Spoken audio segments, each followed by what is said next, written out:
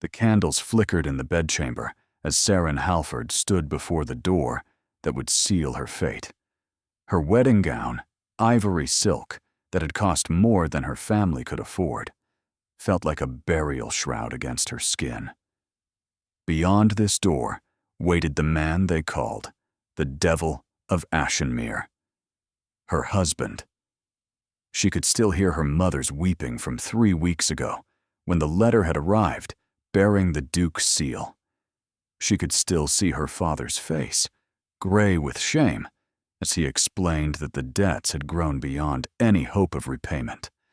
The creditors would take everything: the house, the lands, her younger brother Cedric's future at Cambridge. Everything the Halford name had built across 4 generations, gone in a single season of desperate investments and worse luck. Her father had tried to explain how it happened, though the words had seemed to choke him as they left his throat. A shipping venture that promised tremendous returns, backed by a trusted business partner who had come highly recommended by 3 different gentlemen of impeccable reputation. The first investment had doubled within 6 months, bringing returns that seemed almost miraculous. The second had tripled, exceeding even the most optimistic projections. Encouraged by these successes, her father had committed more and more of the family's capital, convinced that he had finally found the opportunity that would secure their futures for generations to come. By the time he realized the whole enterprise was an elaborate fraud, he had committed the family's entire fortune and borrowed heavily against the estate besides. The partner had absconded to the continent with everything, vanishing like smoke on a windy day. The investors who remained discovered that the ships they thought they owned had never existed, that the warehouses full of spices and silks were empty buildings in ports that had never heard of the company, that every document they had signed was worthless paper dressed up with impressive seals and confident signatures. Her father had tried desperately to recover something, anything, selling off land parcel by parcel and horses one by one, and her mother's jewelry piece by precious piece, but each solution only delayed the inevitable collapse. The debts mounted faster than he could pay them, interest accumulating like snow in winter, burying them deeper with each passing month until there was no hope of digging free. By the time the full scope of the disaster became clear, the family owed £40,000 they could never hope to repay. Creditors circled like vultures scenting death, their letters growing more threatening with each post. The house where Saren had been born, where her grandmother had been born, where Halfords had lived for 4 generations, would be seized within the month. Her father faced debtor's prison, that pit of despair from which few men ever emerged with their health or sanity intact. Her mother faced the workhouse, her delicate constitution surely unable to survive such hardship. Her brother Cedric, brilliant Cedric, who had won a scholarship to Cambridge and dreamed of becoming a physician who might save lives and ease suffering, would be forced to abandon his studies and seek whatever work he could find. And then Theron Valor, the Duke of Ashenmere, had appeared like a specter at their door with an offer that felt more like a death sentence wrapped in silk. He would pay every debt down to the last penny. He would restore the Halford fortune and ensure the estate remained in the family for generations to come. He would guarantee Cedric's education and her parents' comfort for the rest of their lives. All he required in exchange was her hand in marriage. Her father had wept when he told her, great racking sobs that shook his shoulders and made him look older than his 50 years. Had begged her to refuse, had sworn he would find another way, even as they both knew there was no other way. The creditors were already circling, their patience exhausted, and their lawyers sharpening their quills. Another week, and they would have lost the house. Another month, and her father would have been dragged away in chains, while her mother watched helplessly, unable to do anything but weep. So Saren had agreed, had signed the contract with hands that did not tremble, though her heart shattered into pieces too small to ever reassemble. had smiled for the neighbors and accepted congratulations on her brilliant match, while inside she was screaming where no one could hear. Now she stood outside the bedchamber of the man who had purchased her like livestock at auction, and her hand trembled on the doorknob despite all her attempts to steady it. She had heard the whispers about him since she was 16 years old, when his name first began appearing in the gossip columns, paired with words like mysterious and dangerous and unsuitable for polite conversation. They said his first wife had died under mysterious circumstances, that servants had heard screaming from her chambers in the weeks before her death, terrible sounds that echoed through the halls at all hours of the night. They said he had killed a man in a duel over an insult, so minor no one could remember what it was, running him through with a cold efficiency that spoke of practice and perhaps even pleasure. They said his eyes held no warmth whatsoever, that his touch was cold as grave dirt, that women who married into Ashenmere were never seen in society again. The stories grew more elaborate with each telling, embroidered and embellished by tongues that delighted in horror and scandal. Some claimed he practiced dark arts in the East Tower, summoning spirits and consorting with forces no Christian should acknowledge. Others whispered that his first wife's ghost still walked the halls, weeping and wailing for justice that would never come, appearing at windows with blood streaming from her eyes. The more sensational gossip suggested he had buried 3 wives, not one, and that each had died more horribly than the last, their screams still echoing in the stones of that ancient house. Serene had never believed the more outlandish tales. Ghosts and dark magic seemed the province of Gothic novels rather than real life. But even the credible rumors were enough to make her blood run cold. She had seen him exactly 3 times before today, once at the contract signing, where he had barely looked at her while his solicitor explained the terms in a droning voice that seemed designed to strip all humanity from the proceedings. His face had been a mask of stone, revealing nothing of his thoughts or intentions. She had searched those infamous eyes for some hint of the monster within, but had found only a blankness that was somehow more terrifying than malice would have been. He had signed his name with quick, slashing strokes and left the room without speaking a single word to her directly.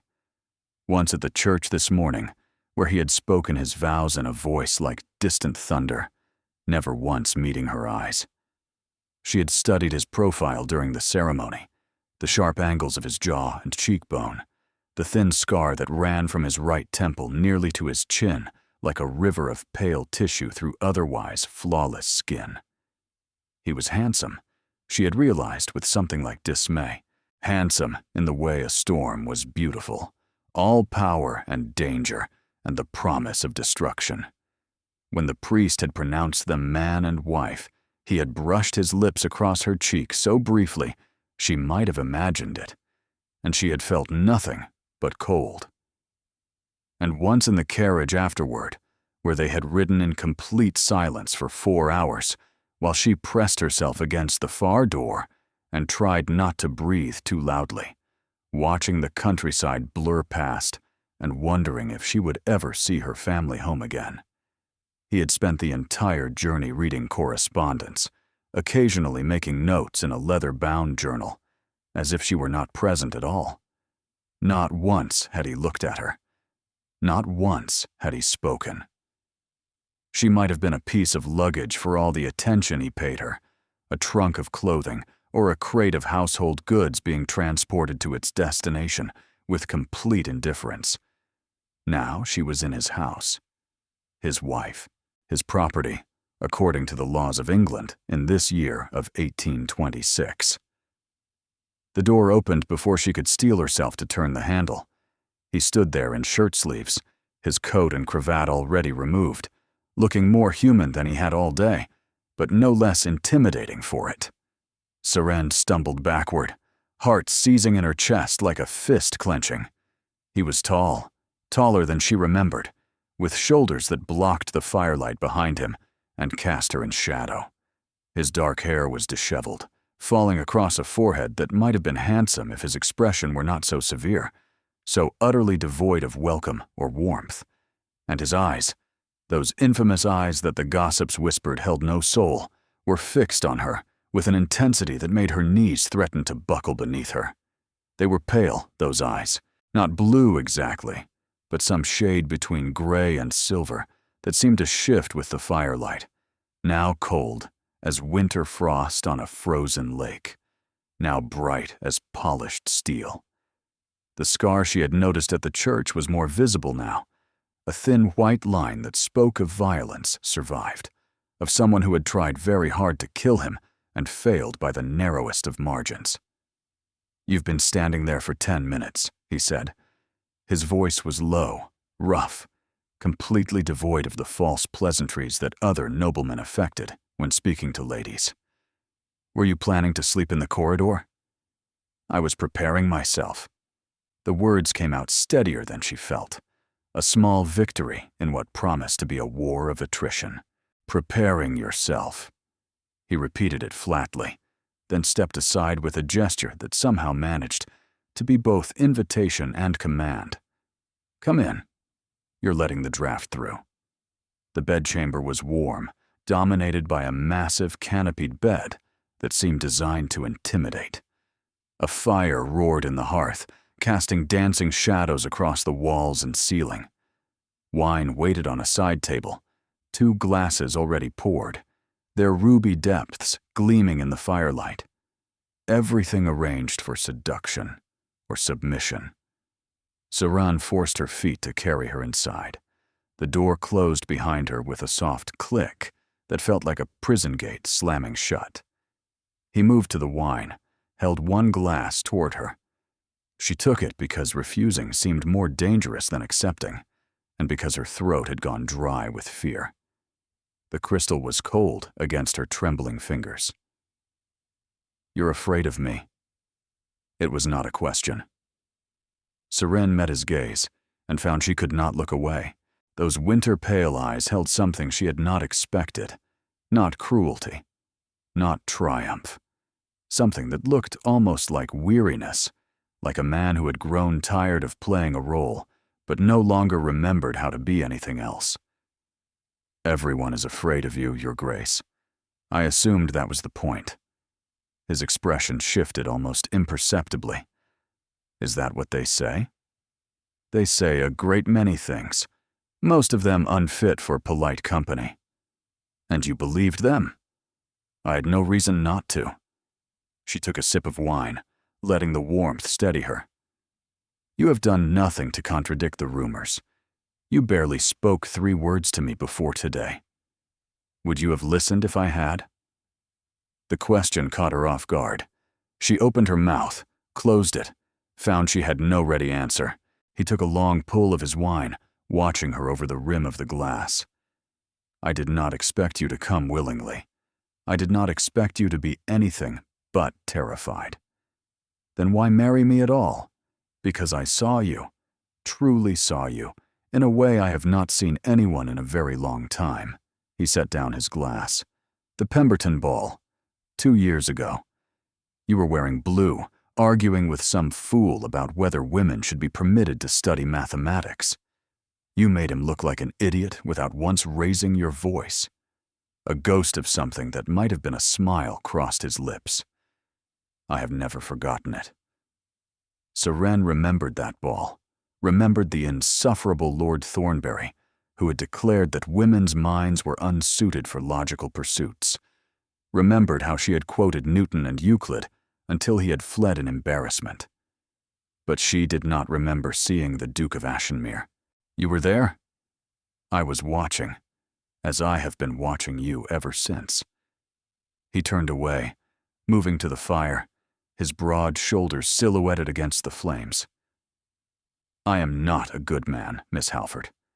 I am not kind or gentle or any of the things a husband should be. But I am not the monster they say I am either. I have never harmed a woman in my life, and I do not intend to start with you." "Then what do you intend?"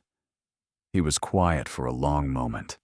When he spoke again, His voice was different. Softer, almost uncertain. I intend to give you time, to show you who I am, rather than who they say I am, and to hope, perhaps foolishly, that someday you might look at me without fear. Seren stared at his back, her mind racing to reconcile this man with the monster of legend. The feared Duke of Ashenmere, speaking of hope, the devil himself, offering patience. You're giving me a choice. The choice should always have been yours. He turned to face her. There is a suite of rooms through that door. They connect to mine, but can be locked from your side. You may retire there whenever you wish, and I will not disturb you. I ask only that we take breakfast together each morning, that we learn to be civil with one another, and that we present a united front to the world. That's all. For now. For as long as you need. Something that might have been pain crossed those pale eyes. I know what I am. I know what you expect. But I had hoped we might become something other than enemies.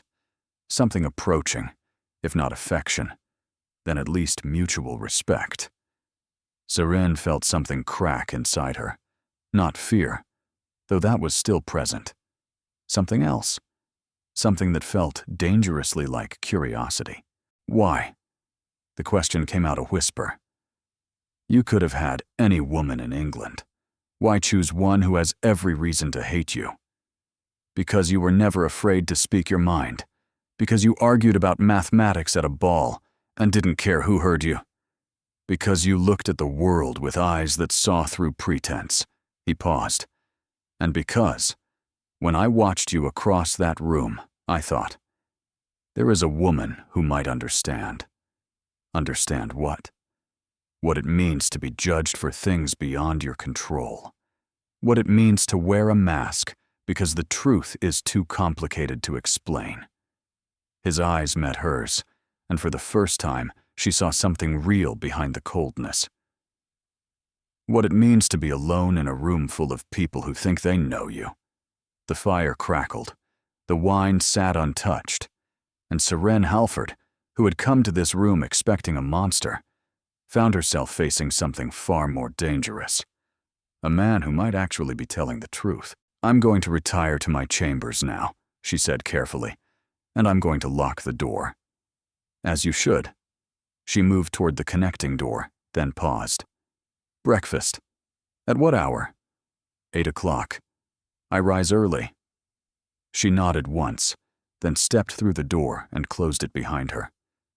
The room beyond was beautiful, decorated with obvious care in shades of cream and pale blue. Someone had placed fresh flowers on the vanity, a delicate arrangement of white roses and lavender that filled the room with gentle fragrance. A fire already burned low in the hearth, casting dancing shadows across the ceiling.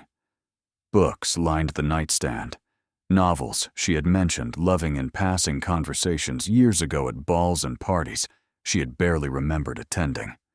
Someone had thought to include her favorite poets, her preferred genres, even a volume on botanical illustration she had once expressed interest in at a dinner party 3 seasons past.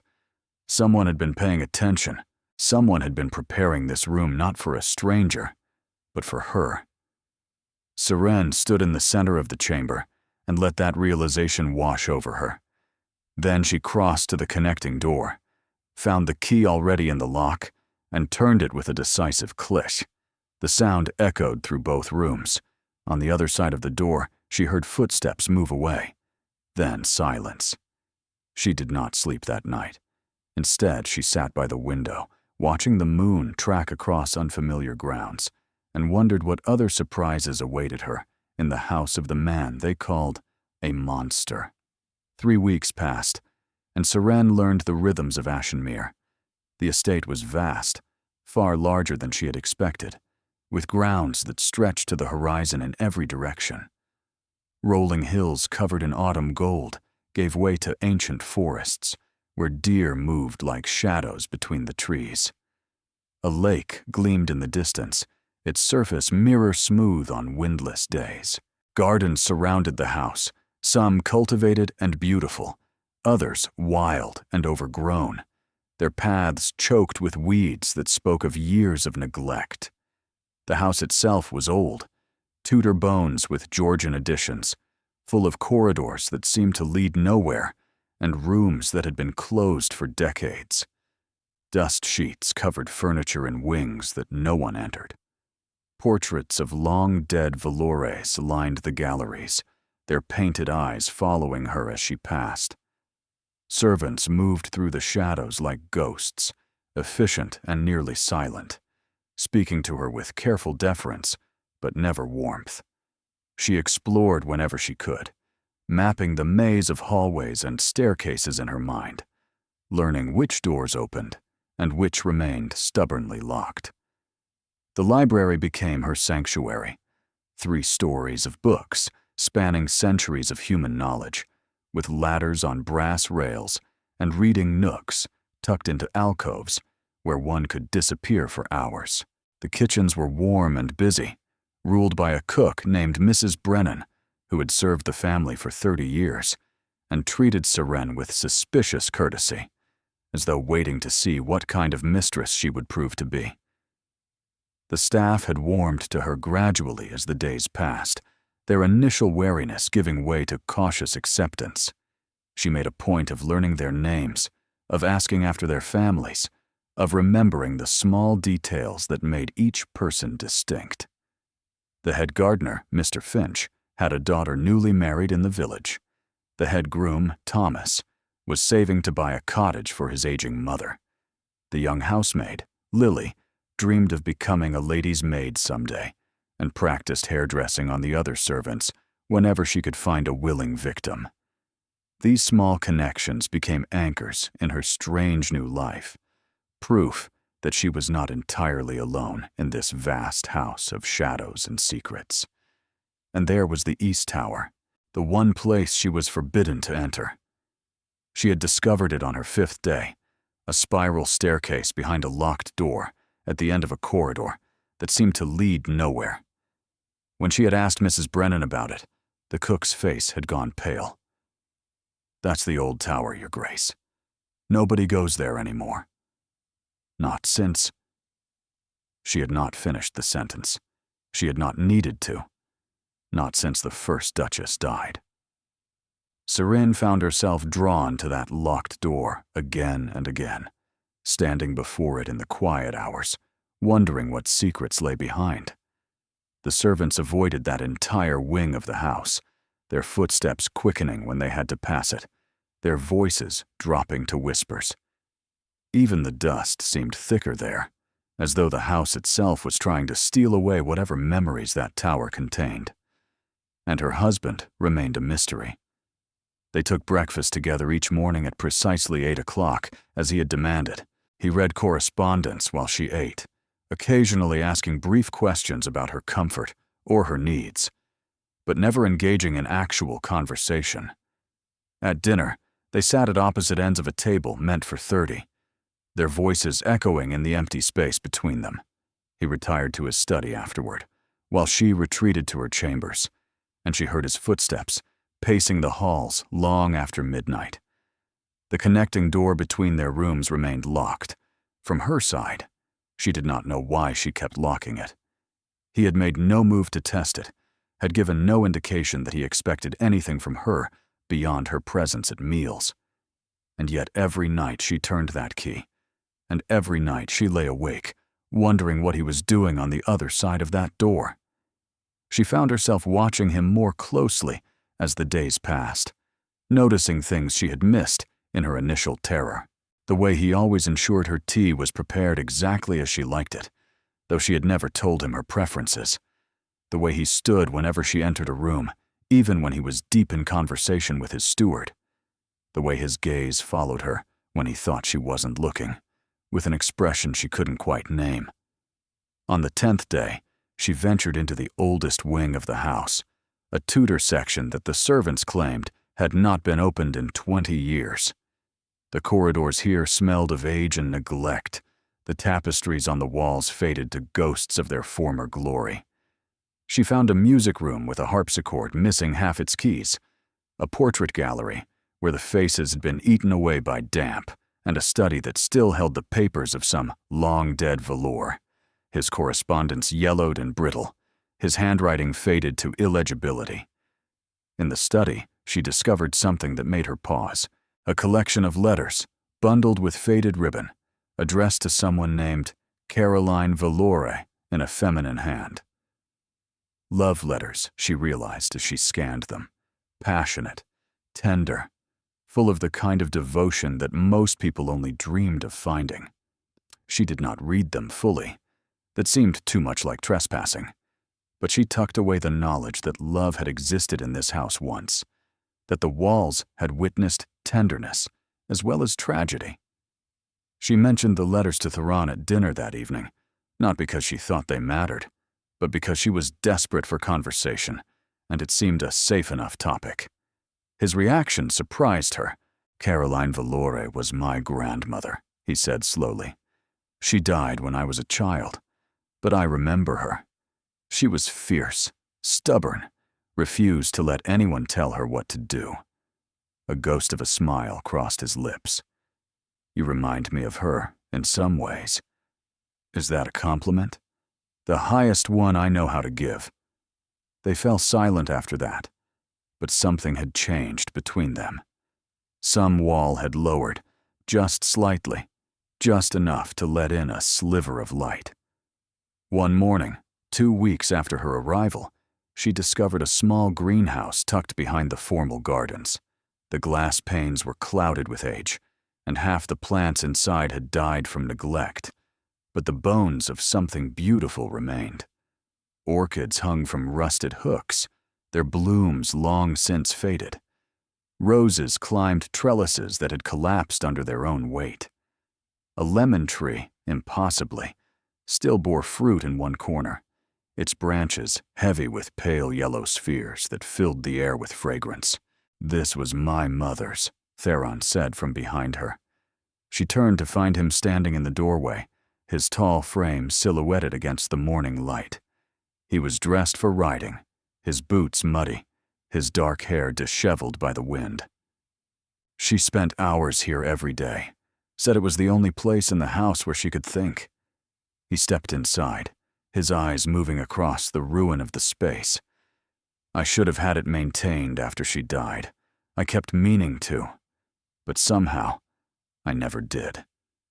"It could be restored," Seren said carefully. "The structure is sound. Most of these plants are hardy enough to recover with proper care. You know something of gardening? My grandmother had a conservatory. I spent most of my childhood there, learning which plants liked sun and which preferred shade, which needed daily water, and which would drown if you looked at them too often." She touched a withered orchid leaf. "She used to say that gardens teach patience, that you cannot rush a seed to bloom, no matter how badly you want to see the flower." Something in his expression changed, not quite softening, but less guarded than before. "If you wish to restore this place, I would not object. You may do whatever you like with it." "Truly?" "The grounds are yours to manage as you see fit. The house as well, if you choose to take on that responsibility." He paused. "I know I have given you little reason to feel at home here. Perhaps this might help." She studied him, searching for the trap. "Why are you being kind to me? Is it so difficult to believe that I might simply wish for your happiness?" "From a man who barely speaks to me?" "Yes." He was quiet for a long moment. When he spoke again, his voice was different, stripped of its usual coldness. "I have forgotten how to be with people, how to speak without guarding every word, how to let anyone close enough to see what lies beneath the surface." He met her eyes, and she saw something raw there, something vulnerable. "But I am trying, for what that is worth." Seren felt her heart do something strange and unexpected, not quite warming, but something close to curiosity, unfurling like a leaf toward light. "It's worth something," she said quietly. "More than you know." On the 4th day of the 3rd week, a letter arrived. Seren was in the small sitting room she had claimed as her own, attempting to read, but mostly staring out the window at the gray October sky, when a footman appeared with a silver tray. "For you, madam. Arrived in this morning's post." The handwriting on the envelope made her stomach clench. She knew that elegant script, had once treasured letters written in that same hand, had pressed them to her heart and read them until the paper grew soft from handling. Aldrich Thornberry, the man she had loved before everything fell apart. She waited until the footman left before breaking the seal. "My dearest Seren, I cannot tell you how grieved I was to learn of your marriage. To hear that you have been forced into the arms of that monster for the sake of your family's debts is a tragedy beyond words. I should have acted sooner. I should have spoken to your father before circumstances became so dire. But I hesitated, and now you are lost to me. Or are you? I will be passing through the county next week on business. I hope, with all my heart, that you might find a way to receive me, even if only for a moment. Even if only to let me look upon your face and assure myself that you are well. Whatever has passed between us, whatever choices circumstance has forced upon you, know that my feelings have never wavered. They remain as strong today as they were the night we danced at the Pemberton Ball, when I knew, with absolute certainty, that you were the woman I was meant to spend my life with. Yours always." Aldrich Seren read the letter 3 times. Then she folded it carefully and slipped it into her pocket. Aldrich Thornberry. She had loved him once, or thought she had. They had danced at 3 balls, walked together in 2 gardens, exchanged letters that grew increasingly tender. She had been certain he would propose. Her father had been certain he would propose. Even her mother had begun quietly assembling a trousseau, pressing linens and hemming handkerchiefs, and dreaming of grandchildren. And then he had stopped calling, had stopped writing, had vanished from her life without explanation, leaving her to wonder what she had done wrong. The rejection had been a slow death, each passing week without word, another cut to her already wounded pride. She had examined every conversation, every glance, every touch of their hands, searching for the moment when she had driven him away. 6 months later, her father's business partner absconded with everything, and Aldrich's silence suddenly seemed far less important than survival. Now here he was, reaching out as though no time had passed, as though she had not spent the last month as another man's wife. What did he want? What did he expect her to do? "You received a letter." Seren startled so violently she nearly dropped her book. Theron stood in the doorway, his expression unreadable, his pale gaze fixed on the hand she had instinctively pressed against her pocket. "I did. From Aldrich Thornberry." It was not a question. Seren felt heat rise to her cheeks but refused to look away. "You read my correspondence. I recognize his handwriting. He and I were at Oxford together, a lifetime ago." Something dark passed through his expression. "You should know that he is not what he appears." "And you are?" The words came out sharper than she intended. Theron's jaw tightened, but he did not rise to the challenge. "Thornberry courted you 2 years ago. He stopped because his father demanded he pursue a larger fortune. Now that you are married to one of the wealthiest men in England, he has suddenly remembered his affections." His voice was flat, almost clinical. "I am not telling you who to see or what to do. I am simply giving you information you may not have. How generous of you." "It is not generosity. It is self-interest. I have no desire to fight a duel over a woman who despises me." He turned and walked away before she could respond. Seren stood in the silence he left behind, the letter burning in her pocket, and tried to sort through the tangle of emotions his words had sparked. He was jealous. The realization struck her with unexpected force. The feared Duke of Ashenmere, who claimed to want nothing from her, who slept in a separate room and spoke to her only at meals, was jealous of a man who had sent her a letter. Why should that matter? It shouldn't. It couldn't. And yet she found herself thinking about it for the rest of the day, examining the feeling from every angle, like a jeweler studying a stone for flaws. That night at dinner, she broke their usual silence. "Tell me about Oxford." Theron looked up from his roast beef, surprise evident before he masked it. "What do you want to know? You said you knew Aldrich Thornberry there. What was he like?" The temperature at the table seemed to drop several degrees. Theron set down his knife and fork with deliberate precision. He was charming. Everyone adored him. He had a gift for making people feel special, for making them believe they were the only person in the room who mattered. His voice was carefully neutral. He also had a gift for leaving debts unpaid and promises unkept. Women he had sworn devotion to found themselves abandoned the moment a wealthier prospect appeared. Friends who had trusted him with secrets discovered those secrets repeated in drawing rooms across London. "You're warning me again. I'm telling you what I know." He picked up his wine, stared into its depths. "You are free to make your own judgments. I ask only that you be careful." The silence stretched between them, filled with things unsaid. "Why do you care?" The question slipped out before she could stop it. "You married me to settle a debt. You've made it clear you want nothing from me beyond appearances. Why should it matter to you if I'm careful or not?" He was quiet for so long she thought he wouldn't answer. "Because you deserve better than to be hurt by someone who sees you only as a prize to be won."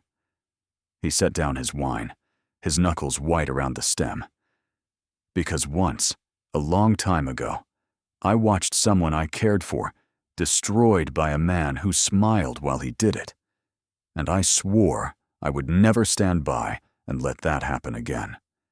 His eyes met hers across the vast expanse of the table, and in that moment, she saw something that made her breath catch. Pain. Old and deep and carefully hidden. The pain of a man who had lost something precious and had never forgiven himself for the losing. "Who was she?" Seren asked softly. "That is a story for another time." He stood, dropping his napkin beside his plate. "Good evening, Your Grace." He left without another word.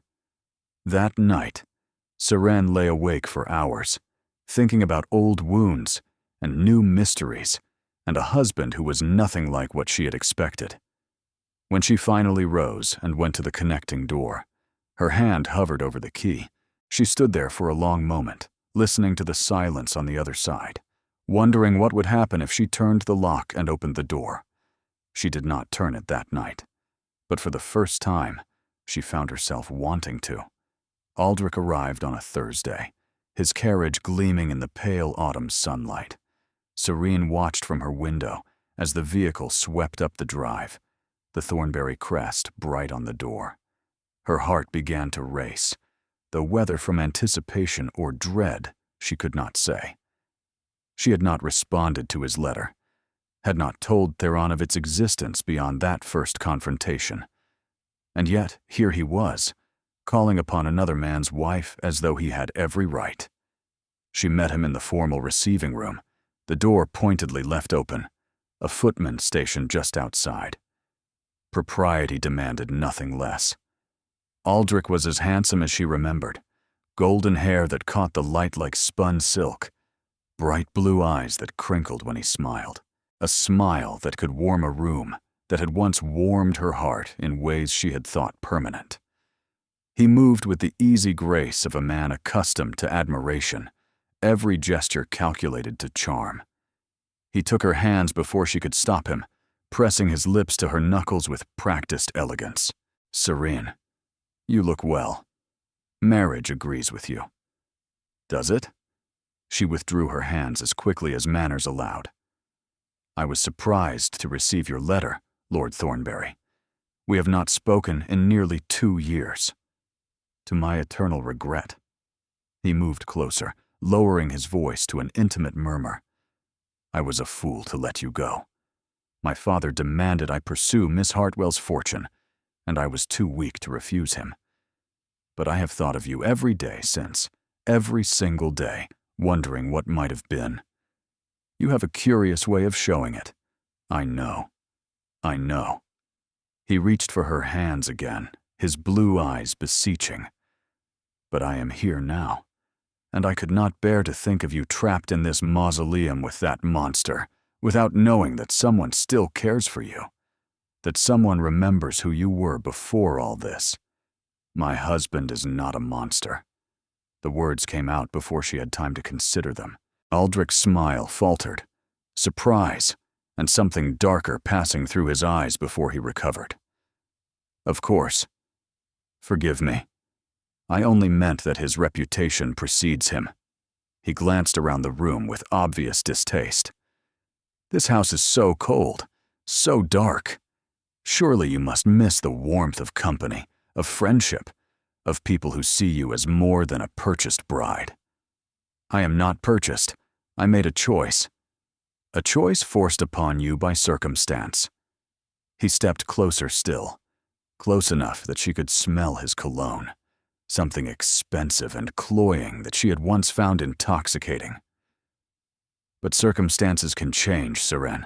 They can always change if one has the courage to pursue a different path. The implication was clear. Seren stepped back, putting distance between them. I think you should leave, Lord Thornberry. Aldrich, please. After everything we shared, surely we can dispense with formalities. We shared very little, a few dances, a few letters, and then you disappeared without a word. She met his gaze steadily. I waited for you. For months I waited. I checked every post, hoping for some explanation, and you never came. I told you, my father. Your father did not hold the pen. Your father did not force your silence. Something hard had entered her voice, something she had not known she carried. You made your choice 2 years ago. I have made mine now. I am the Duchess of Ashenmere, and I intend to honor my vows. Aldrich's charming mask slipped, just for a moment. Beneath it she glimpsed something cold, something calculating, and something that made Theron's warning suddenly feel very real. You don't know what he is, Aldrich said quietly. You don't know what happened to his first wife. Do you? Everyone knows. She screamed for weeks before she died. The servants heard it. The whole county heard rumors. He leaned closer, his voice dropping to a whisper.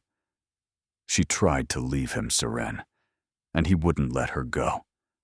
The words hung in the air like poison. Is there a problem? Theron's voice came from the doorway. Seren turned to find him standing there, his tall frame filling the space, his gaze fixed on Aldrich with an intensity that could freeze blood. Ashenmere. Aldrich's smile returned, bright and false. I was just paying my respects to your lovely bride. We're old friends, you know. I know exactly what you are. Theron did not move, but something in his stillness radiated menace. And I know what you want. I want only to ensure that Seren is happy. She deserves better than what? A husband who honors his commitments? A man who pays his debts? Theron's voice was soft, but it carried. You might reflect on your own failings before you cast aspersions on mine, Thornberry. The £40 you still owe me from Oxford would be a good place to start. Aldrich's face went red, then white. That was 20 years ago. Debts don't expire, neither does character. Theron stepped aside, clearing the doorway. My wife has asked you to leave. I suggest you comply. For a moment, Seren thought Aldrich might argue. His hands had clenched at his sides, and something ugly passed through his expression. But then the mask slid back into place, and he offered her a shallow bow. Until we meet again, Your Grace. He swept out without another word. Seren listened to his footsteps recede, the front door open and close, and the carriage wheels crunch on gravel. Only when silence had fully returned did she realize she was shaking. "You're trembling." Theron had not moved from the doorway. "Did he touch you?" "No, not really." She wrapped her arms around herself. "He wanted me to believe you're dangerous, that you hurt your first wife, that I should be afraid. And are you? Afraid?" Serene looked at him then, really looked, at the harsh lines of his face and the scar that told of violence, at the rigid posture of a man braced for rejection, at the pale eyes that held, beneath all their coldness, something that looked almost like hope. "I don't know what I am," she said honestly, "but I'm starting to think that fear might not be the right word." Something cracked in his expression, not quite a softening, more like a fissure in armor. "Would you walk with me?" The question seemed to surprise him as much as it surprised her. "The gardens, they help me think." She nodded, not trusting her voice. They walked in silence through the formal gardens, past beds of late-blooming roses and hedges trimmed into geometric precision. The autumn air was crisp, carrying the scent of fallen leaves and distant wood smoke. Gardeners paused in their work as they passed, bowing respectfully, and their faces carefully neutral. "They're watching us," Serene said quietly. "They always watch. They're waiting to see what kind of mistress you'll be, whether you'll treat them well or make their lives miserable." He paused beside a stone bench, but did not sit. The last mistress of this house made their lives very difficult, not intentionally, but her illness affected everyone. It was the first time he had mentioned his first wife without being prompted. "Marguerite," he said quietly. "My first wife. Her name was Marguerite." The name hung between them like an offering. "What happened to her?" "Not today." He shook his head slowly. "But someday. When you're ready. When I'm ready." He paused. "She was not what the world believed, and neither am I." He turned to leave, then stopped. "Thank you," he said without looking back, "for defending me. No one has done that in a very long time." He walked away, leaving her alone with questions that multiplied like shadows in the fading afternoon light. That night, she heard him pacing again, but this time, instead of lying in bed listening to his footsteps, she rose and went to the connecting door. She pressed her palm flat against the wood, feeling the grain beneath her fingers. On the other side, the footsteps paused. He knew she was there. She knew he knew. And neither of them moved. After a long moment, the footsteps resumed, retreating this time, growing fainter until they disappeared entirely. Serene stood at the door until dawn, wondering what she would have said if she had found the courage to open it. The letter from Aldrich arrived 3 days later, and this time it was not addressed to Serene. She found Theron in his study, the page crumpled in his fist, his face a mask of controlled fury. The fire had burned low in the hearth, and the shadows in the room seemed deeper than they should have been, pressing in from the corners like watching eyes. "What has he done?" Theron looked up at her entrance, surprise briefly visible before his expression hardened. "Nothing that concerns you. Don't." She crossed to his desk, planting her hands on the polished wood. "Don't shut me out. If Aldrich has done something, I have a right to know." For a long moment, he simply stared at her.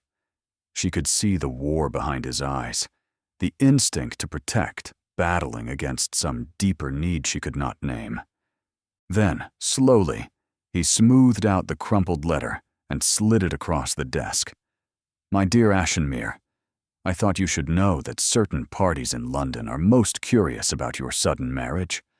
Questions are being asked about the nature of Miss Halford's acceptance, about whether coercion might have been involved, about whether the bride's family was given adequate time to consider alternatives. I would hate for such ugly rumors to gain traction. They could be quite damaging to a young woman's reputation, don't you think? especially a young woman whose family has already suffered so much. Of course, if your lovely wife were to see reason, if she were to acknowledge that she might have made a hasty choice and explore other options, I suspect these rumors would die a natural death. Something to consider. Yours in friendship, Aldrich Thornberry Seren read it twice, her stomach turning with each word. He's blackmailing you. He's threatening you. Theron's voice was ice. Your reputation, your family's honor. He knows I won't let that stand. What are you going to do? What I should have done 20 years ago. End him. No. The word came out sharp, urgent. A duel won't solve this. It will only prove his point, make you look like the monster he claims you are. It's exactly what he wants. Then what do you suggest? The frustration in his voice was raw, unguarded. That I let him spread his poison? That I watch while he destroys everything? I suggest you trust me. The words surprised them both. Theron went still, his gaze searching her face for something she could not name. Trust you. I'm your wife. Whatever else we are to each other, we're in this together. She straightened her spine. Let me handle Aldrich. I know him better than you do. I know what he wants. And what does he want? Me. She said it flatly. He wants me to leave you for him. Not because he loves me, but because taking something from you would prove he could. It would prove he was the better man after all these years. And you believe that? I believe he's a small man who cannot stand to lose. She met his gaze steadily. Just like I believe you are not the monster he claims you are. Not anymore. Maybe not ever. Something broke in Theron's expression. The walls he had built so carefully, the armor he wore against the world, cracked just enough for her to see the man beneath. A man who was tired. A man who had been alone too long. A man who wanted, desperately, to be believed. Come with me, he said quietly. There's something I need to show you. He led her through corridors she had never explored, past rooms shrouded in dust sheets and portraits of ancestors who seemed to watch them pass, up a spiral staircase that groaned beneath their feet. Through a locked door he opened with a key he wore around his neck. The East Tower. The room at the top was circular, with windows that looked out over the grounds in every direction. The view was breathtaking, even in the gray autumn light, rolling hills and ancient forests stretching to the horizon like a painting come to life. A bed stood against one wall, its coverlet faded, but clean. A writing desk held dried flowers in a porcelain vase. Everything was preserved exactly as it must have been 10 years ago, a shrine to a woman who would never return. On the walls hung watercolors, delicate paintings of flowers and birds, executed with obvious skill, but also with something frantic in their lines. Near the bed, a stack of journals sat untouched, their pages yellowed with age. On the nightstand, a miniature portrait showed a young woman with dark hair and gentle eyes, her smile soft and trusting. Seren moved closer to the watercolors, studying them with new eyes. The earlier paintings were calm, peaceful, depicting the gardens of Ashenmere in spring bloom. But as she moved along the wall, she saw the change. The colors grew darker, the lines more jagged. The flowers began to twist into shapes that no longer resembled anything natural, their petals becoming teeth, their stems becoming claws. She painted every day, Theron said quietly. It was the only thing that brought her peace, until even that turned against her. The journals drew her eye. She did not touch them. That felt like a violation. But she could see the handwriting through the yellowed pages. Early entries were neat and small. Later entries sprawled across the pages in increasingly erratic patterns. "May I?" she asked, gesturing toward one of the journals. He nodded, his face pale. She opened the most recent one carefully, turning to a page near the end. The words there made her heart clench. He says he loves me, but I know the truth. They all think I cannot see, but I see everything, the servants whisper. The doctor brings poison in his bag. Even the birds outside my window are watching, waiting, reporting everything back to him. I must be careful. I must be vigilant. I must not let them know that I know. Seren closed the journal gently and returned it to its place.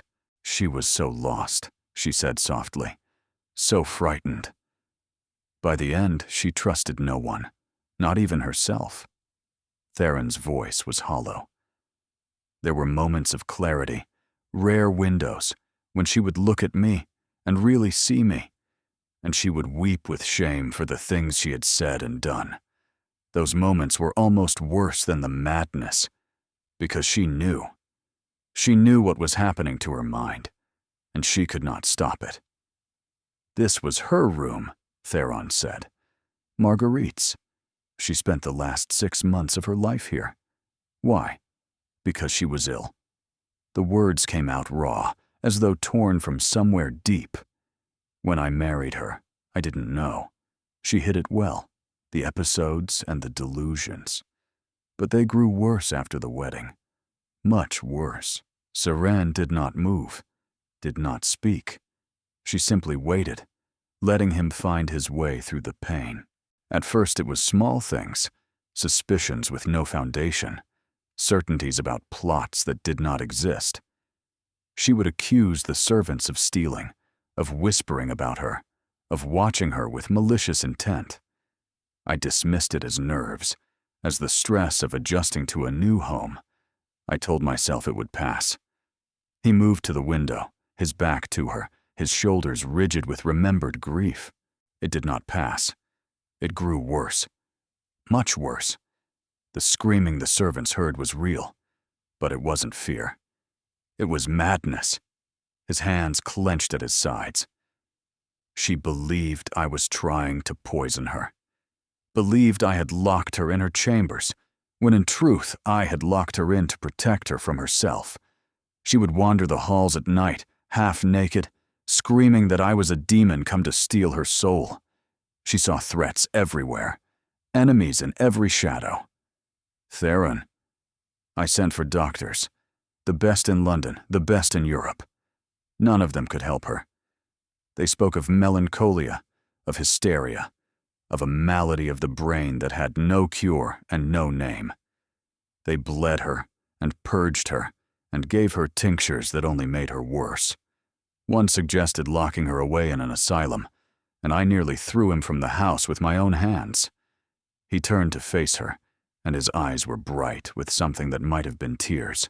In the end, she took her own life, threw herself from that window while I was sleeping. I found her at dawn, broken on the stones below. I was too late. I was always too late. Seren felt her heart clench. And you let the world believe you killed her. What else could I do? Tell them my wife was mad? Expose her memory to that humiliation? Let her family bear the shame of her illness? He laughed bitterly. I had already been the subject of so much gossip. One more rumor seemed a small price for her dignity. You protected her, even in death. I protected nothing. I failed her every way it was possible to fail. He looked up, and his expression was raw with grief and guilt, and something that looked like desperate hope. I swore I would never marry again, never risk putting another woman through what she endured. And then I saw you at that ball, arguing about mathematics, and I could not stop thinking about you, could not stop wanting you, could not stop being the selfish creature I have always been. Seren crossed to him, slowly, giving him time to pull away if he chose. He did not pull away. She reached out and took his hand. You are not selfish. You are not a monster. You are a man who loved his wife and could not save her. She squeezed his fingers. And I am a woman who is beginning to understand that the stories we tell ourselves are not always true. He stared at their joined hands, as though he had never seen such a thing before, as though the simple touch of another human being was a miracle beyond comprehension. "Seren, don't." She stepped closer, close enough that she could feel the warmth of him through his coat. "Don't apologize. Don't explain. Just stay here with me, in this moment, and let me tell you something important." She reached up and touched his face, her fingers tracing the length of that terrible scar. "I am not afraid of you. I am not going to run to Aldrich or anyone else. I chose this marriage because I had no other choice, but I am choosing to stay in it because I want to." She paused. "I want to know who you really are. Not the monster. Not the Duke. Just the man who watches me across the breakfast table and paces the halls at night and protected a dead woman's memory at the cost of his own reputation. You don't know what you're asking for. Then show me." He kissed her. It was not gentle. It wasn't careful. It was the kiss of a man who had been drowning for years and had finally found the surface, desperate and fierce and achingly vulnerable. His hands tangled in her hair as he pulled her closer, and she let herself be pulled, let herself feel the strength of him, the warmth of him, and the desperate need that matched her own. When they finally broke apart, both breathing hard, his forehead rested against hers. "I have wanted to do that since the moment I saw you," he confessed, his voice rough. "Since you stood in that ballroom and made a fool of a man twice your age with nothing but logic and courage. Why didn't you approach me then? Because I knew what I was, what the world believed me to be.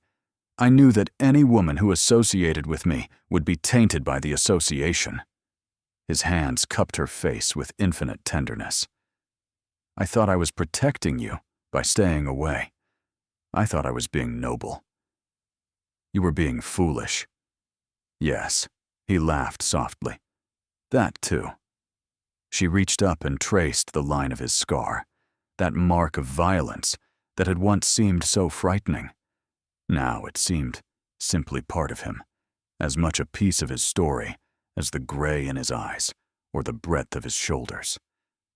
"How did you get this?" she asked. "A duel. 10 years ago. The man was a friend of Marguerite's family who believed the rumors about her death." His jaw tightened.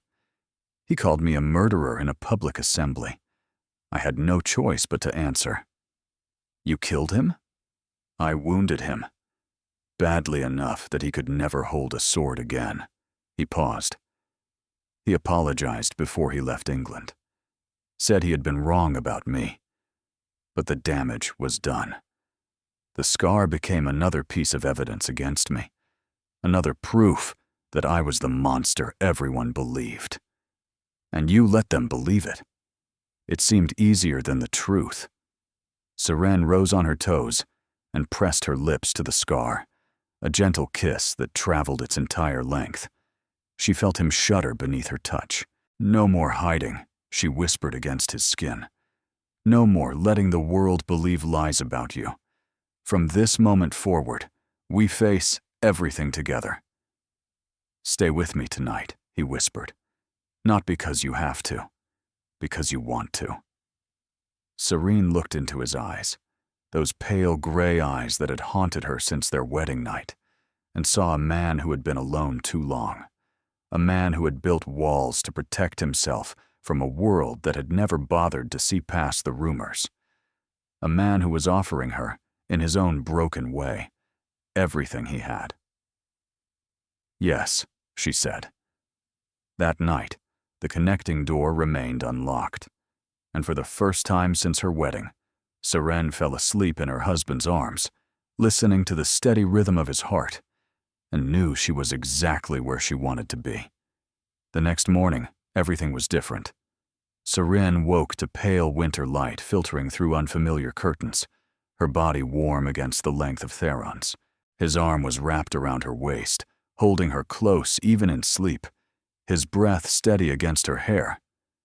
For a long moment, she simply lay there, watching dust motes drift in the sunbeams, letting the reality of what had happened sink into her bones.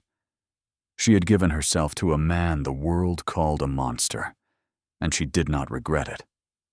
The night had been a revelation, not just the physical intimacy, though that had been more tender than she had imagined, more careful than she had dared to hope, but the vulnerability that came after, when they lay tangled together in the darkness, and he told her things she suspected he had never told anyone. He told her about his childhood, lonely and regimented, raised by tutors and servants while his parents traveled the continent. He told her about his father, a cold and distant man who believed that emotion was weakness and that love was a transaction. He told her about his mother's greenhouse, the only place in the house where he had felt safe, and how he had let it fall to ruin because maintaining it hurt too much. She told him about her grandmother's conservatory, about the hours she had spent there learning the names of plants and the patterns of growth. She told him about her dreams of studying at a university, dreams that society would never permit. She told him about the years she had spent feeling invisible, unremarkable, destined for a life of quiet obscurity. "You were never invisible to me," he had said, his voice rough in the darkness. "From the moment I saw you, you were the only person in the room." When Theron finally stirred, his arm tightened around her before his eyes opened. "You stayed." "I said I would."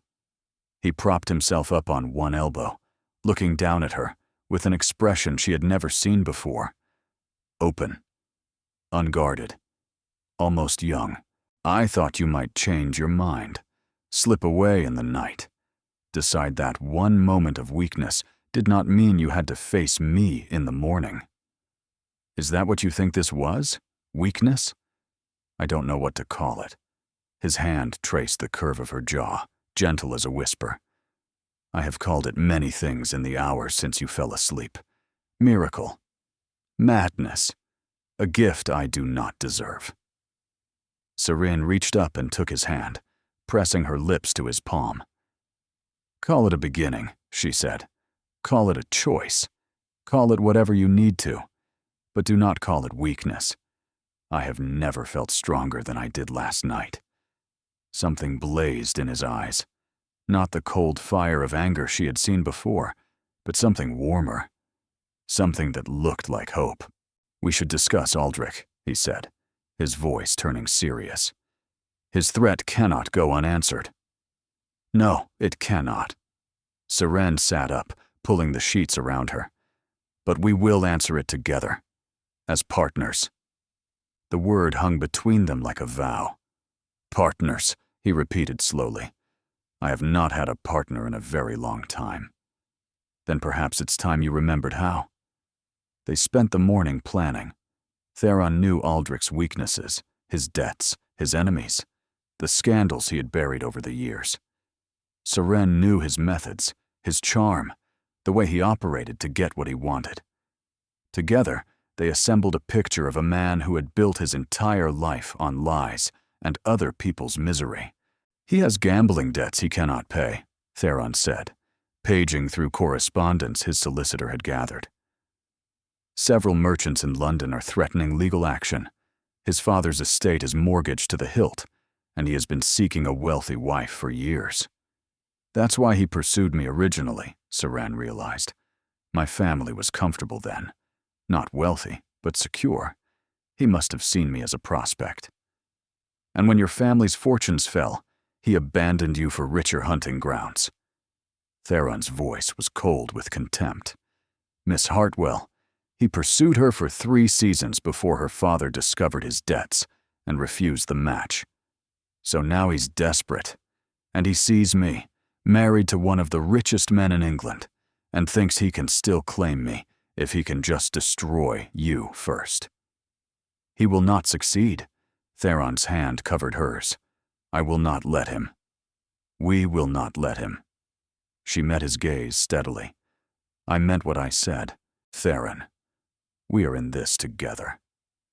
They worked through the afternoon, drafting letters and organizing evidence. Seren discovered that she had a talent for strategy, for seeing the connections between seemingly unrelated facts and weaving them into a coherent narrative. Theron watched her work with something like wonder in his eyes. "You should have been a general," he said, as she laid out their plan of attack. "I should have been allowed to study mathematics," she replied tartly. "But women are not permitted such pursuits, so I have channeled my logical mind into other endeavors, such as destroying blackmailers, such as protecting what is mine." The word hung between them. Mine. She had said it without thinking, but she did not take it back. The plan they developed was simple but devastating. Rather than fight Aldrich's rumors with denials, they would attack his credibility. Letters were sent to London, to creditors who had reason to complain, to families whose daughters had been compromised and abandoned. Quietly, carefully, a web of evidence was assembled that would destroy Aldrich Thornberry far more thoroughly than any duel.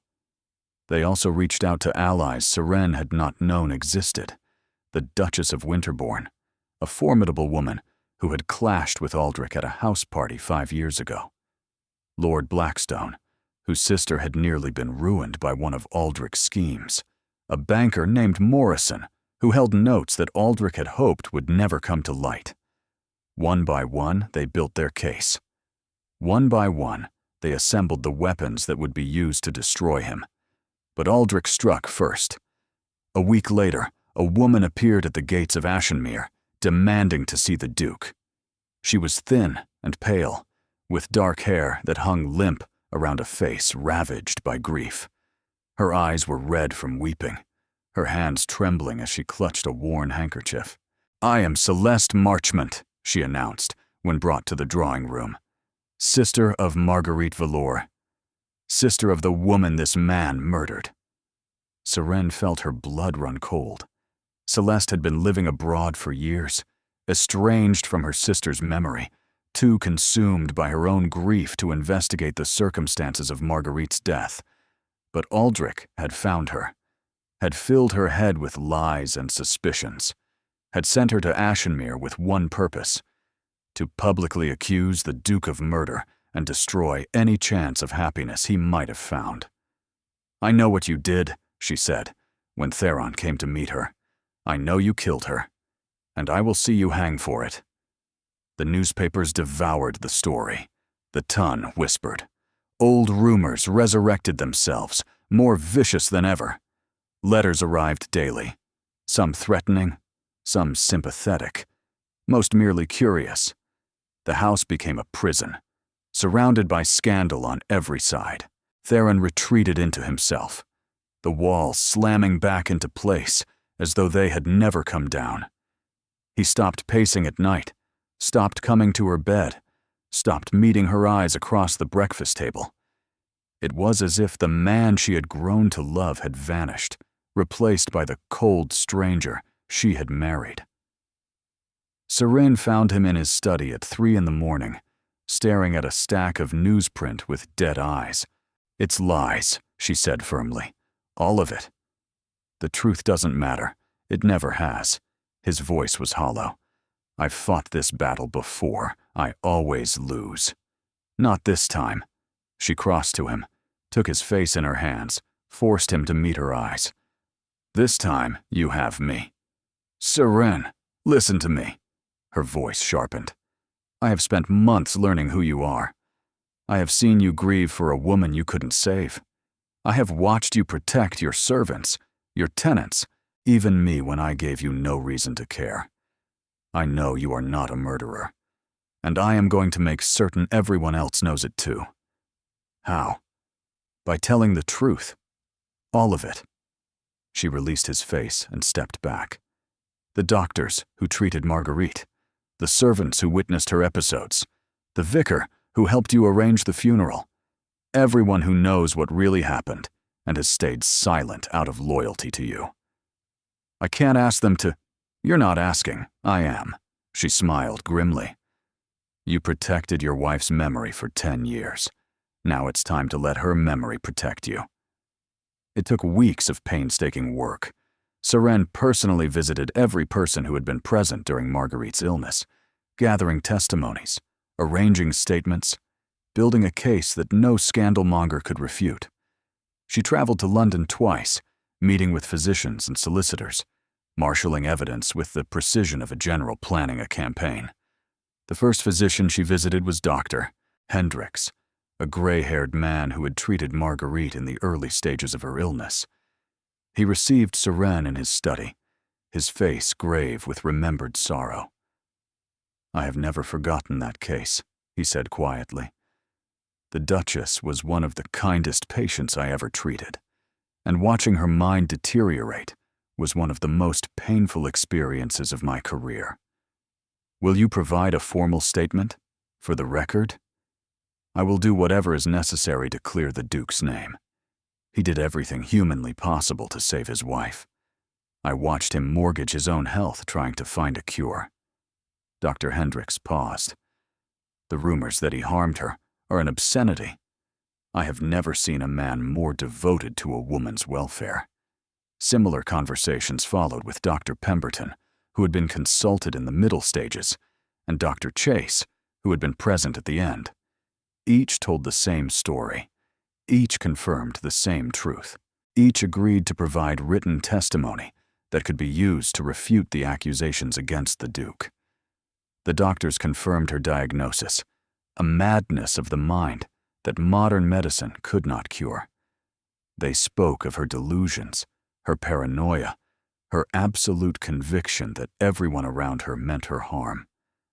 They spoke of Theron's desperate attempts to help her, the specialists he had brought in, the treatments he had approved, and the money he had spent without counting the cost.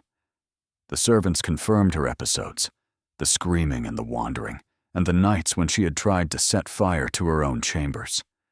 They spoke of the master's grief, the way he had aged 10 years and 6 months, the dark circles under his eyes, and the trembling in his hands. They spoke of the morning he had found her body, the sound he had made, a howl of pure anguish that had echoed through the house and haunted them all ever since. Thomas the groom provided particularly valuable testimony. He had been a young footman in those days, assigned to watch the Duchess's door at night. "I saw everything," he told Seren, his weathered face creased with old pain. "I saw the master sit outside her door for hours, listening to her scream, weeping because he could not help her. I saw him beg the doctors for any treatment, any medicine, any hope at all. And I saw him the morning after she died, standing in the rain by her grave, talking to her as if she could still hear him. What did he say? He said he was sorry, over and over again. He said he should have done more, should have tried harder, should have found a way to save her." Thomas's voice broke. "But there was no saving her, Your Grace. We all knew that.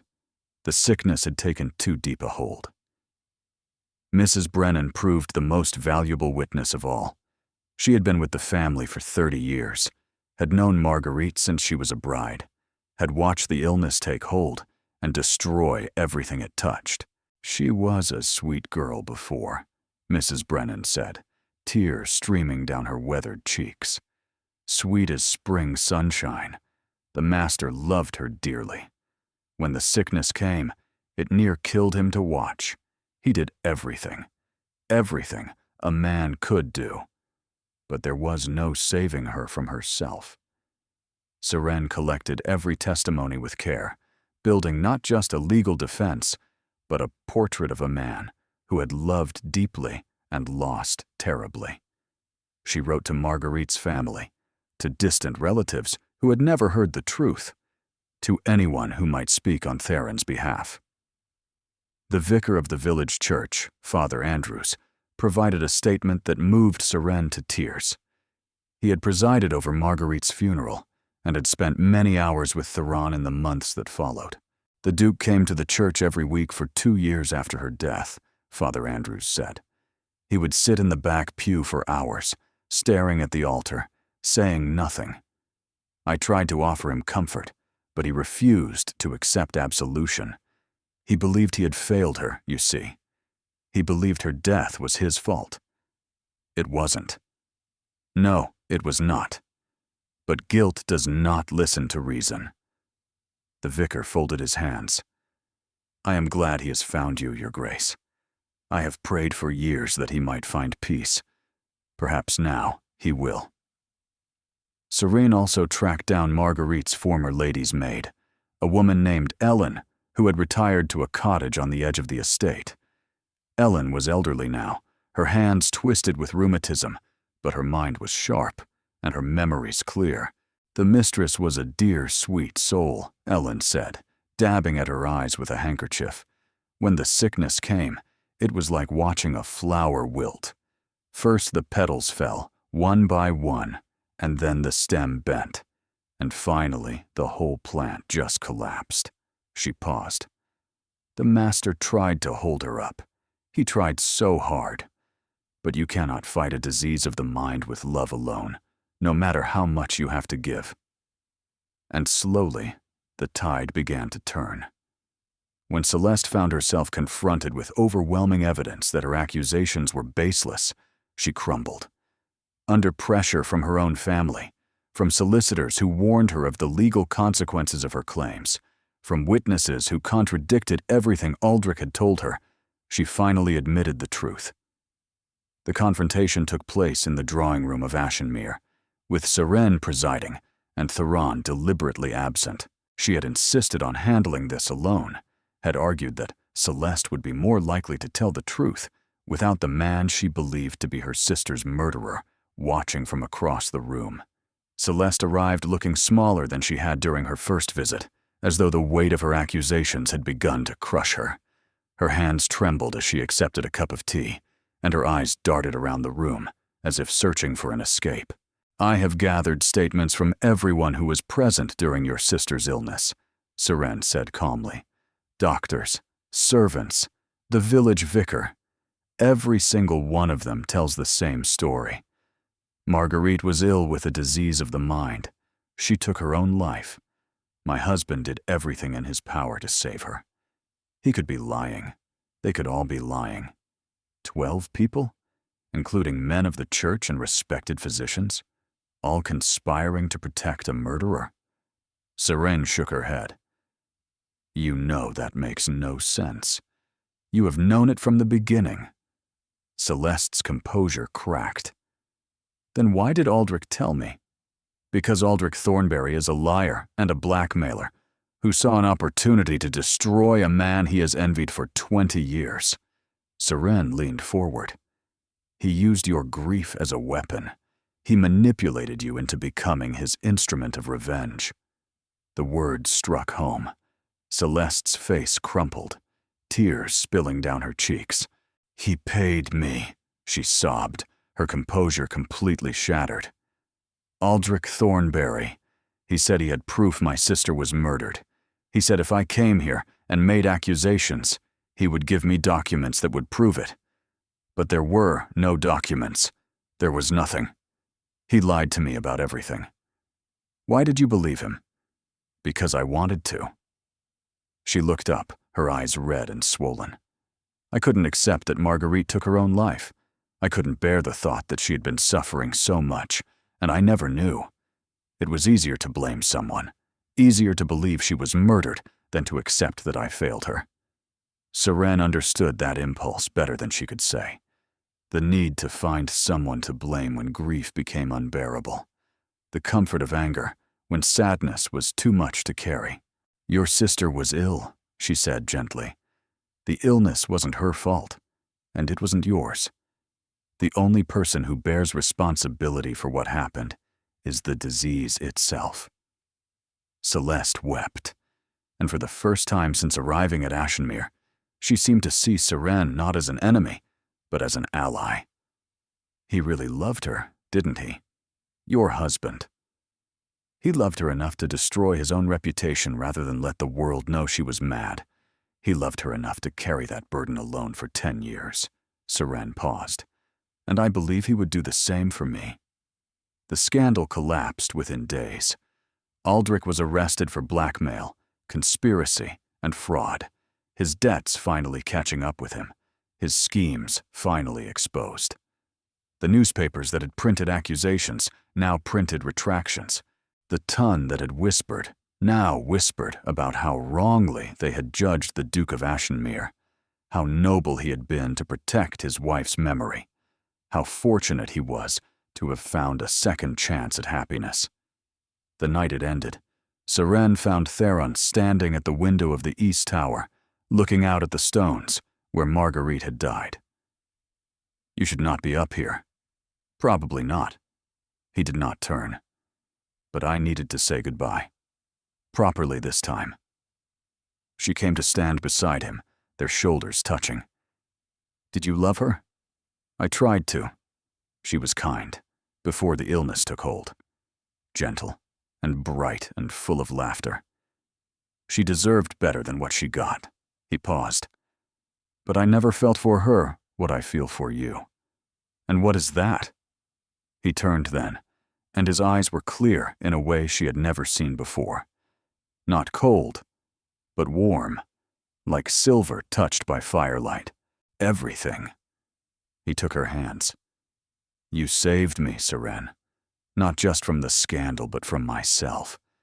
I had convinced myself that I deserved to be alone, that the monster the world saw was the truth of who I was. And then you came, stubborn and fearless, and refusing to let me hide. You're not a monster. You never were. I know that now."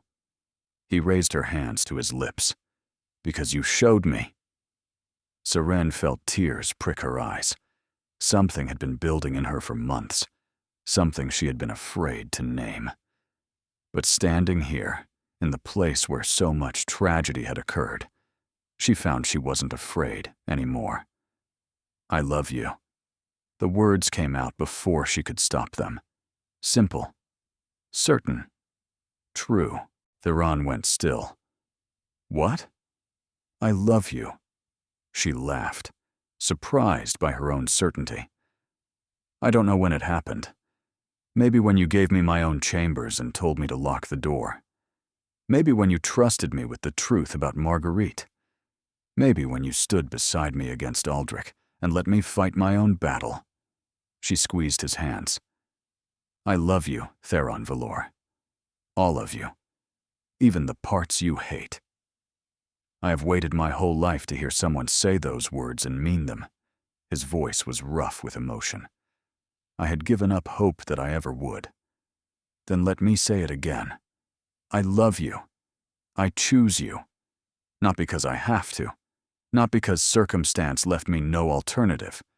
But because you are the man I want to spend my life with. He kissed her then, there in the tower where his first wife had died.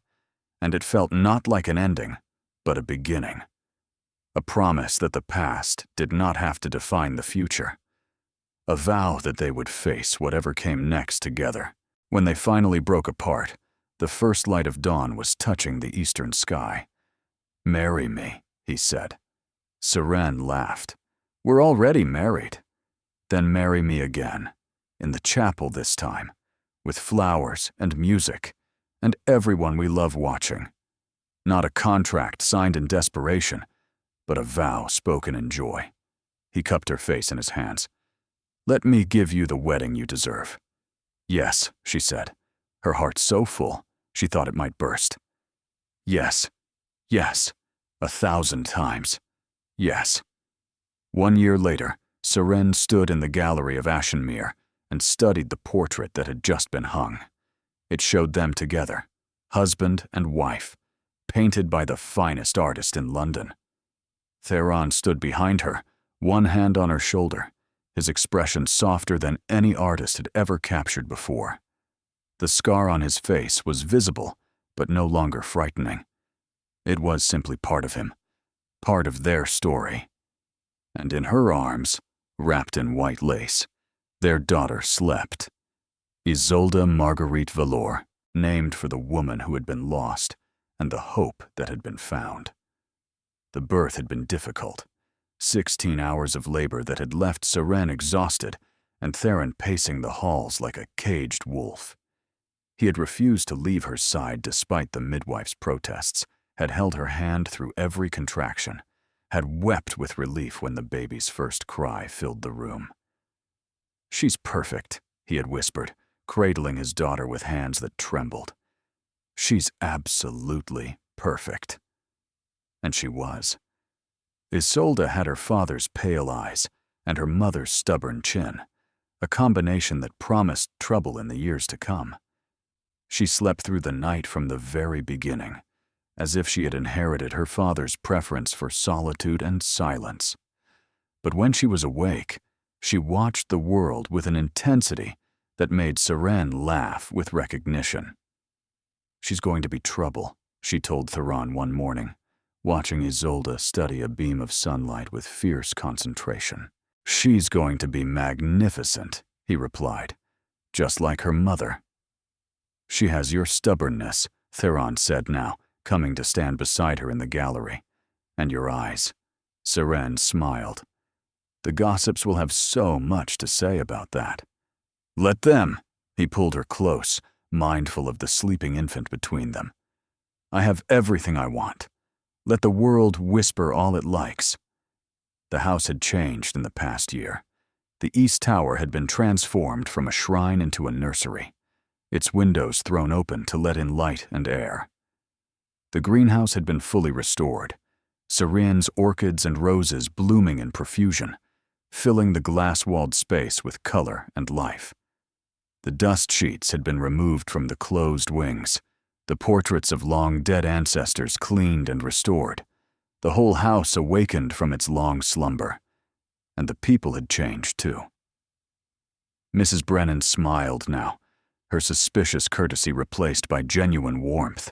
The servants moved through the halls with lighter steps, their whispers no longer fearful but fond. Even the gardeners seemed happier, their work rewarded by a mistress who knew their names and cared about their lives. She leaned into her husband, watching their painted faces stare back from the canvas. A year ago, she had been terrified of this man, had expected violence and cruelty and the slow death of everything she was.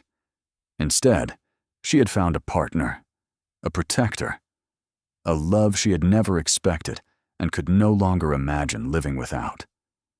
Her family had visited twice in the past year, her father's health restored, now that the weight of debt no longer crushed him, her mother blooming with grandmotherly joy at the sight of Isolde. Cedric had completed his first year at Cambridge with honors, his letters full of excitement about his studies and his future as a physician.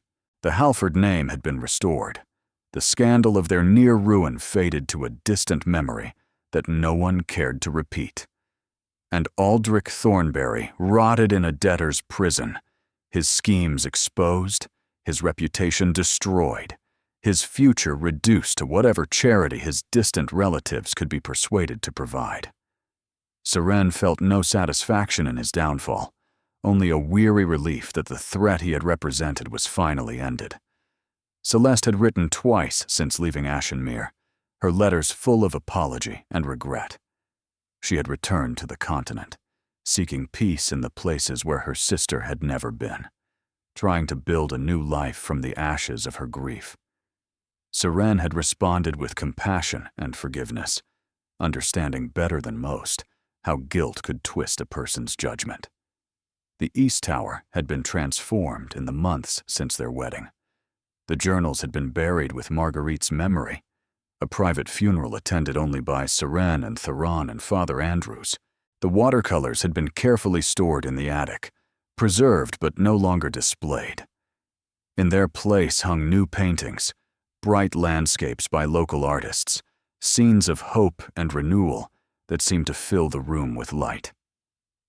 The nursery was there now, in the space where Marguerite had spent her last days. Isolde's crib stood where the bed had once been, her toys scattered across floors that had once known only sorrow.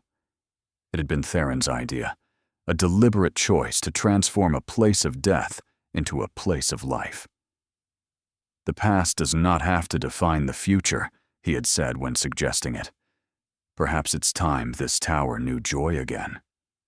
Outside, snow had begun to fall, the first flurries of winter dusting the grounds of Ashenmere in white.